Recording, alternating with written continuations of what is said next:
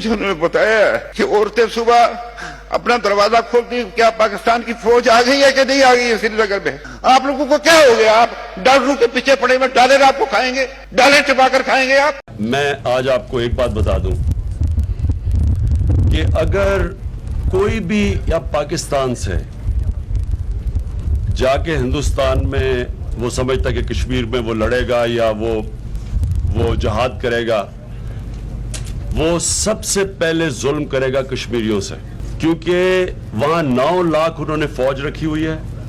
ان کو صرف بہانا چاہیے ہے، اور وہ بار بار یہ کہہ رہے ہیں کہ جی کشمیری تو ہمارے ساتھ ہیں، یہ پاکستان سے دہشت گرد جا رہے ہیں۔ دوسرا، وہ ساری دنیا کو پاکستان کی طرف کہہ دیں گے جی دیکھیں جی پاکستان، اصل میں یہ مسئلہ پاکستان کی دہشت گردوں کا ہے۔ ساری دنیا کی ٹینشن ہمارے پاس اس وقت بری طرح پھنسا ہوا ہے ہندوستان، اور انشاءاللہ جو رئیس قصر ہے وہ میں یونائٹڈ نیشنز میں جنرل اسمبلی میں کروں گا۔ لیکن اگر کسی طرح کسی نے یہاں سے کوئی حرکت کی، میں کہنے لگا وہ پاکستان کا بھی دشمن ہے، وہ کشمیریوں کا بھی دشمن ہوگا۔